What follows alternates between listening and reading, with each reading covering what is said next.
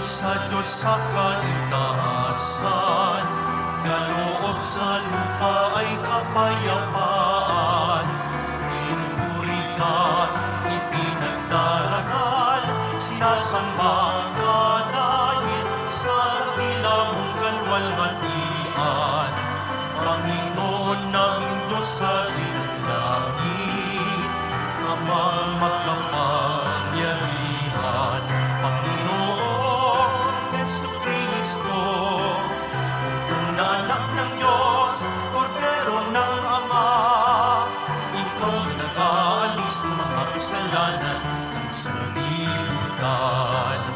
Tanggapin mo ang aming kahilingan, ikaw na naluluklok sa kanan ng Ama. Maawa ka sa amin, ikaw lamang ang banal, Panginoon Jesucristo, kasama ng Espiritu, sa luwalhati ng Ama. Amen, Amen, Amen, Amen. Manalangin tayo. Ama naming makapangyarihan, iniluluhog namin sa iyong dakilang kamahalan na katulad ng iyong anak na naging hindi naiiba sa mga tao at ngayoy dinala sa iyong banal na templo.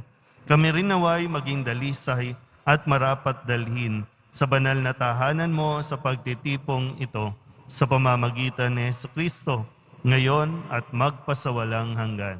Amen. Magsiupo na po ang lahat.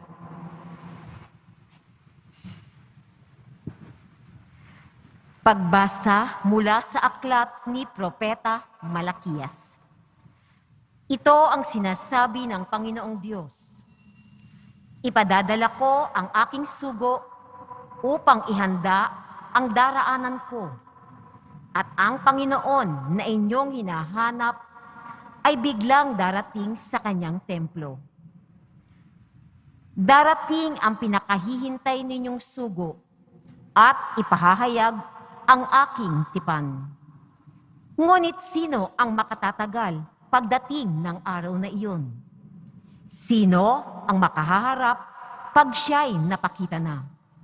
Siya'y parang apoy na nagpapadalisay sa bakal at parang matapang na sabon. Darating siya para humatol at dadalisayin niya ang mga saserdote tulad ng pagdalisay sa pilak at ginto. Sa gayon, magiging karapat-dapat silang maghandog sa Panginoon. At ang mga handog na dadalhin ng mga taga-Huda at Jerusalem ay magiging kalugod-lugod sa Kanya tulad ng dati. Ang salita ng Diyos. Salamat sa Diyos. Diyos na makapangyarihay, dakilang hari kailanman. Diyos na makapangyarihay, dakilang hari kailanman. Ang pintuang luma ay buksan ng lubos, ang dakilang hari ay doon papasok. Diyos na makapangyarihay, dakilang hari kailanman.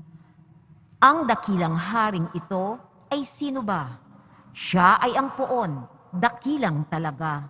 Saan mang labanan, tagumpay ay kanya. Diyos na makapangyarihay, dakilang hari kailanman. Ang pintuang luma ay buksan ng lubos, ang dakilang hari ay doon papasok. Diyos na makapangyarihay, dakilang hari kailanman. Ang dakilang hari, sino bang talaga? Makapangyarihang Diyos at hari siya. Diyos na makapangyarihay, dakilang hari kailanman.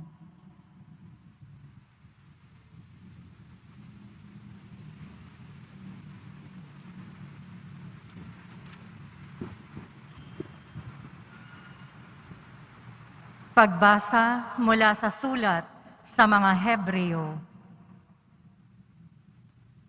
Yamang ang mga anak na tinuturing ng Diyos ay tao, naging tao rin si Jesus tulad nila. May laman at dugo. Ginawa niya ito upang sa pamamagitan ng kanyang kamatayan ay maigupo niya ang diablo na siyang may kapangyarihan sa kamatayan. Sa gayon, pinalaya niya ang lahat ng naging alipin habang panahon dahil sa kanilang takot sa kamatayan. Hindi ang mga anghel ang kanyang tinutulungan, kundi ang lahi ni Abraham. Kaya't kinakailangang matulad siya sa kanyang mga kapatid sa lahat ng paraan. Sa gayon, siya'y naging isang dakilang saserdote, mahabagin at tapat, naglilingkod sa Diyos at naghahandog ng hain sa ikapagpapatawad ng mga kasalanan ng tao. Sapagkat siya may tinukso at nagbata, kaya ngayoy matutulungan niya ang mga tinutukso. Ang salita ng Diyos. Salamat sa Diyos. Magsitayo po ang lahat.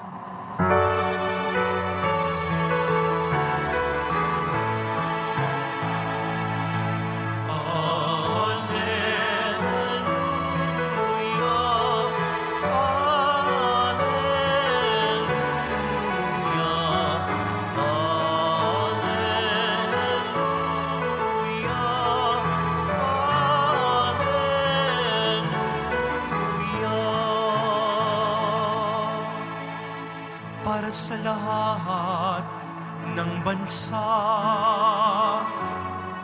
liwanag na nagmumula sa bayan mong dinakila. Alleluia, alleluia,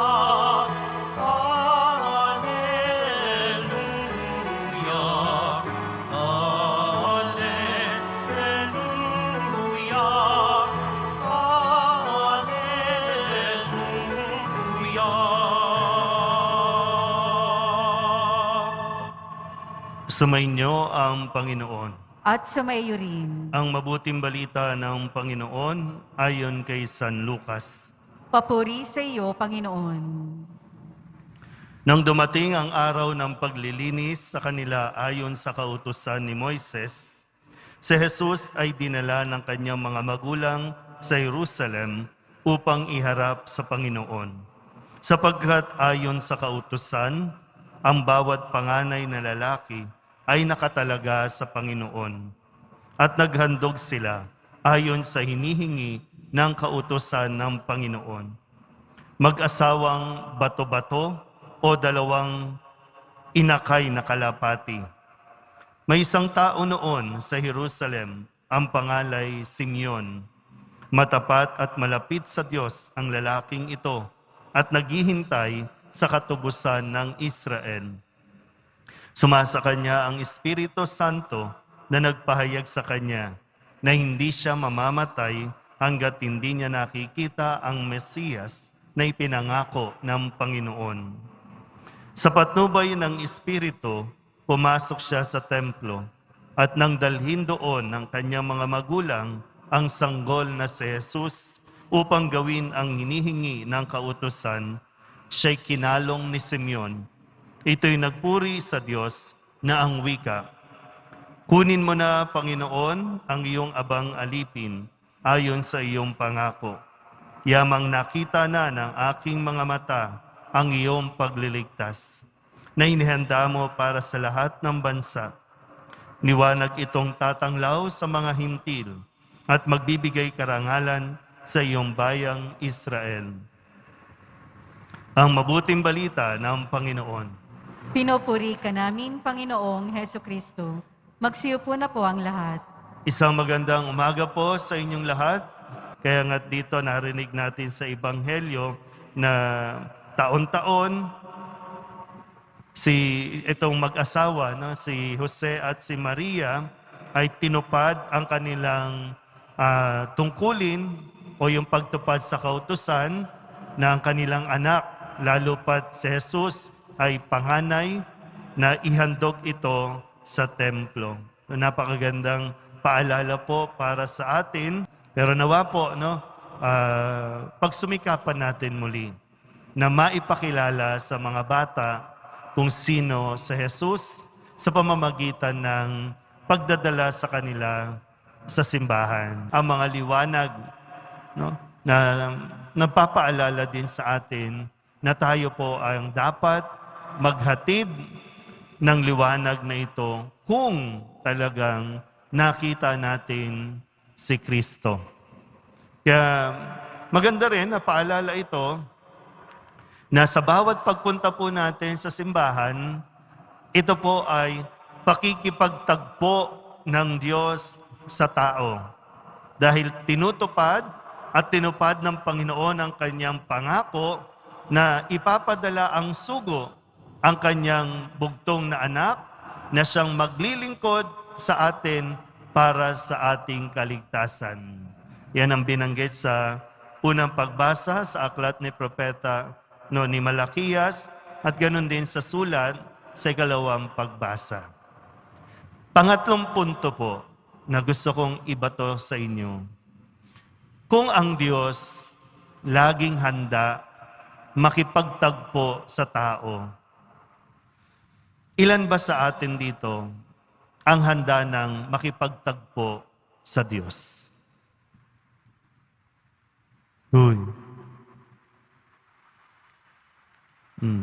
Kasi di ba sabi po, andi dito si Simeon. Yung long version nito, nandito din si Propeta Ana. Kapwa sila naglilingkod sa simbahan. At inaasam-asam nila na makita ang Panginoon.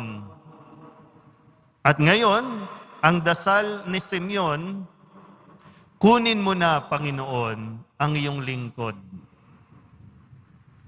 Ilan ba sa atin dito ang tumanda na't lahat, ang inihiling pa rin, bigyan ng mahabang buhay dahil ayaw pa o hindi pa handa makipagkita sa Diyos? Sa lay minister, ilan? Serve lang ng serve. Pero ilan, yung seryoso po, kasi talaga naman, naharap tayo, hindi nga natin alam, di ba? Marami na tayong kakilalang nawala na. Pero kailan nga tayo magiging handa na makipagkita sa Diyos? Kailan? Hindi natatapos ang problema po ninyo. Ang problema natin, lagi natin dasal, sana magkaroon tayo ng pagkain, magkaroon tayo ng maraming pera, dasal pa natin, lumakas tayo. Ang dami niyong iniisip, ang dami niyong stress sa buhay. Pero ayaw niyo naman kunin ka ng Diyos. Ano mangyayari sa atin? Pero syempre, katulad ni Simeon, handang-handa na siya. Pero habang hinihintay yon, ito po kasi yung mahalaga, habang hinihintay natin ang pagtatagpo o pakikipagtagpo sa Diyos, tuloy ang misyon. At ang misyon nga natin, maging liwanag sa bawat isa. Misyon natin na kung nakikita natin si Kristo sa banal na Eucharistia, makita rin nawa yan sa atin ng mga taong nakakasalamuhan natin at magsilbi rin tayong liwanag. Hindi tayo ang liwanag, si Kristo ang liwanag. Tagapagdala lang tayo. Hindi natin ito madadala kung hindi nga natin siya nakikita. Sana po, ipagdasal natin ng mabuti at isama natin sa mga dasal, wag lang puro hingi, kundi isama rin natin na isang araw, maging handa talaga tayo kapag nakipagkita ang Diyos sa atin. Amen.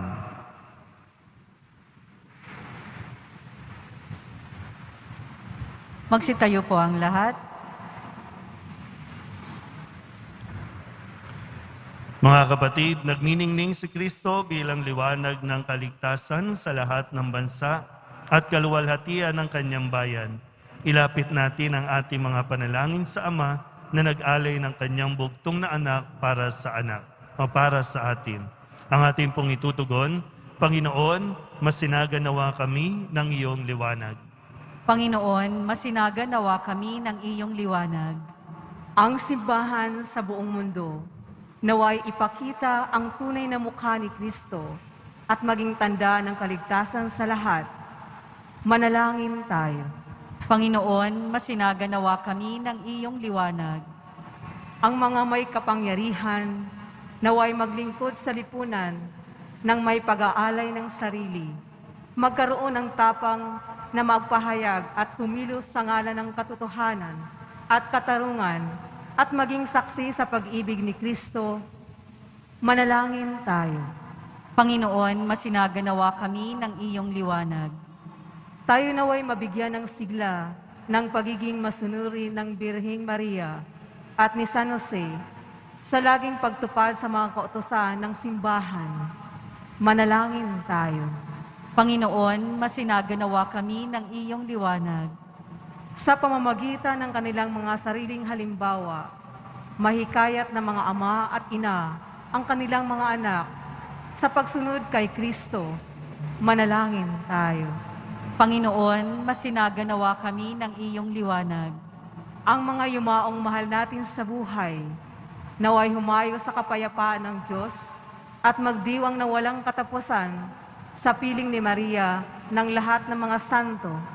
Manalangin tayo. Panginoon, masinaga nawa kami ng iyong liwanag. Idulog din natin sa Panginoon ang ating mga personal na kahilingan at mga panalangin para sa ating mga pamilya. Ganon din ang lahat ng mga misang pasasalamat, special na intensyon at mga kaluluwa na hinihiling na ipagdasal sa misang ito. Ang lahat ng ito inihiling namin sa ngalan ni Kristong aming Panginoon. Amen. Magsiupo na po ang lahat.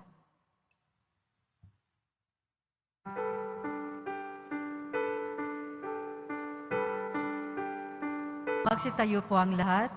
Manalangin kayo mga kapatid upang paghahain natin ang kalugdan ng Diyos sa mga makapangyarihan.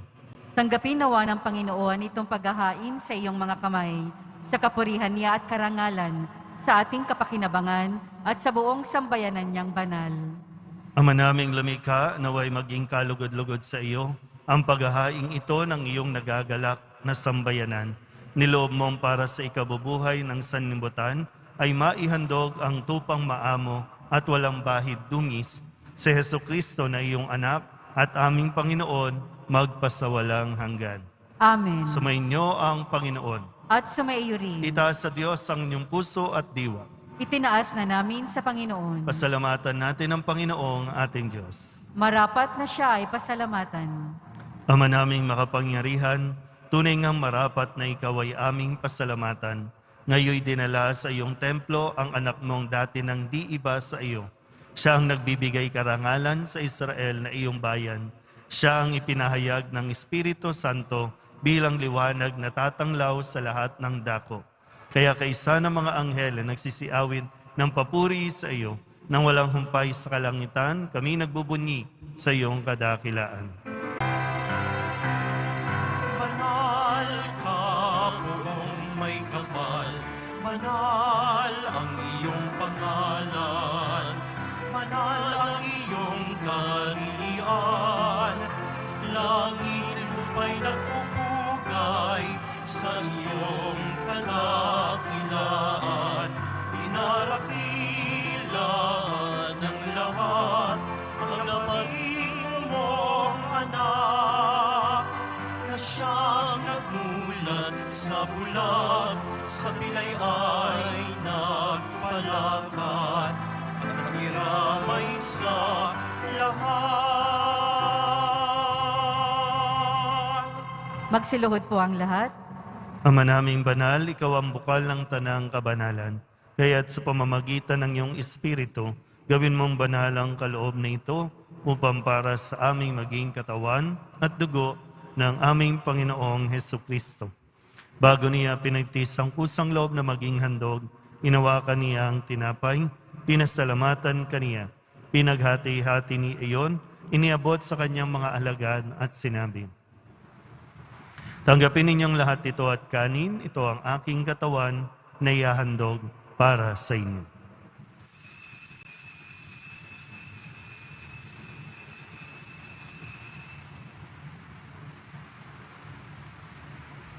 Gayun din naman nang matapos ang hapunan, hinawakan niya ang kalis, muli kaniyang pinasalamatan. Iniabot niya ang kalis sa kanyang mga alagan at sinabi, "Tanggapin ninyong lahat ito at inumin. Ito ang kalis ng aking dugo, ng bago at walang hanggang tipan, ang aking dugo na ibubuhos para sa inyo at para sa lahat, sa ikapagpapatawad ng mga kasalanan. Gawin ninyo ito sa pag-alaala sa akin."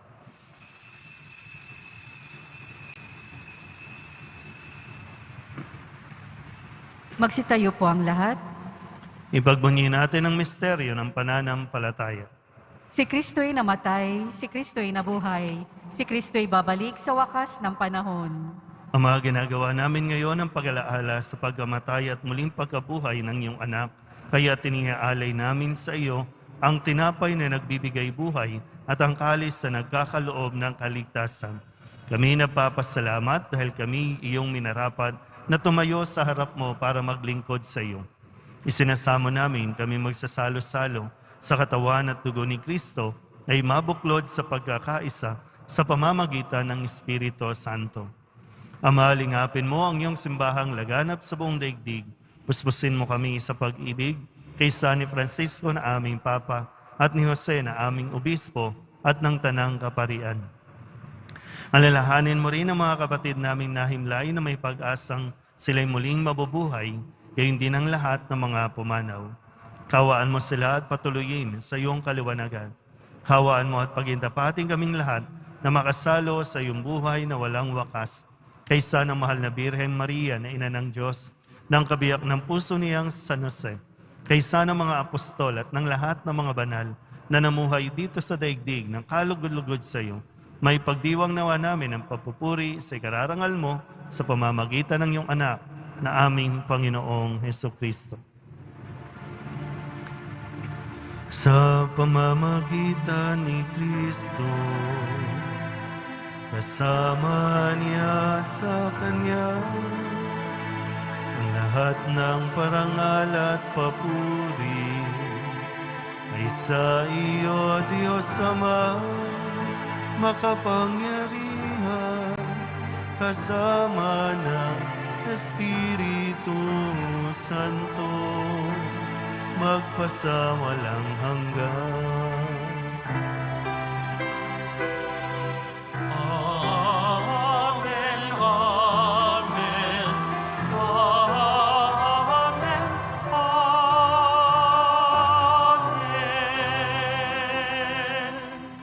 Buong kababaang loob tayong tumawag sa ating Panginoon ng Ama namin.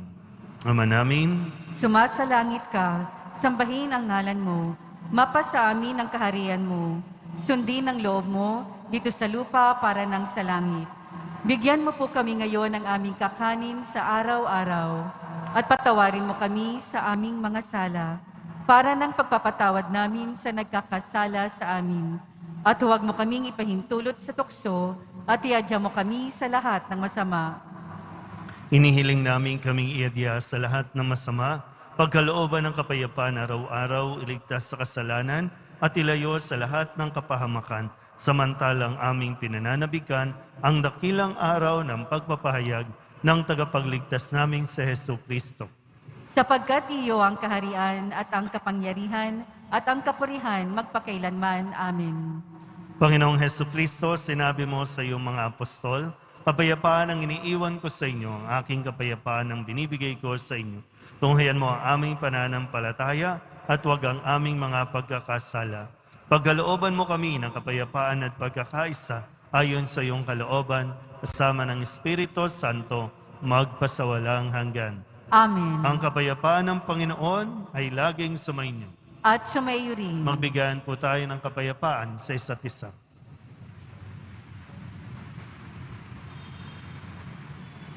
Kordero ng Diyos na nag-aalis ng mga kasalanan ng sanlibutan, maawa ka sa amin. Kordero ng Diyos na nag-aalis ng mga kasalanan ng sanlibutan, maawa ka sa amin. Kordero ng Diyos na nag-aalis ng mga kasalanan ng sanlibutan, ipagkaloob mo sa amin ang kapayapaan. Magsiluhod po ang lahat. Ito ang kordero ng Diyos. Ito ang nag-aalis ng kasalanan ng sanlibutan. Mapalad ang mga inaanyayahan sa kanyang piging. Panginoon, hindi ako karapat-dapat na magpatuloy sa iyo, ngunit sa isang salita mo lamang ay gagaling na ako. Tawa ni Kristo. Amen.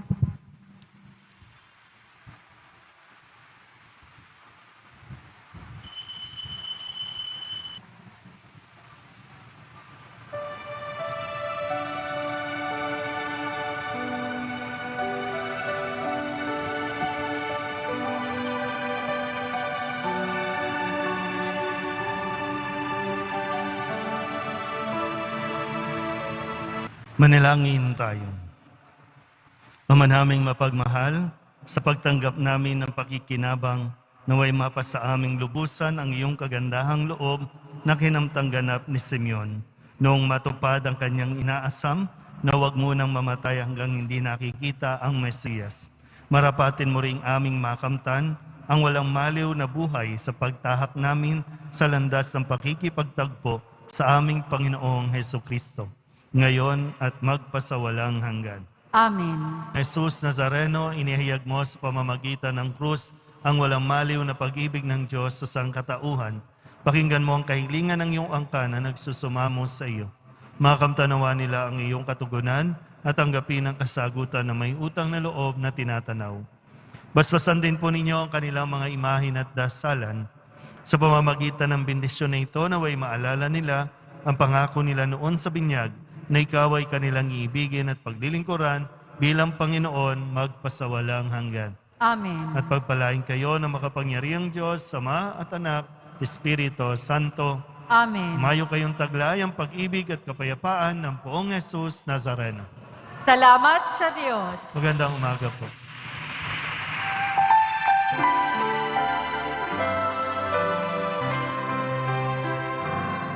Nuestro Padre Jesus Nazareno, sinasamba ka namin.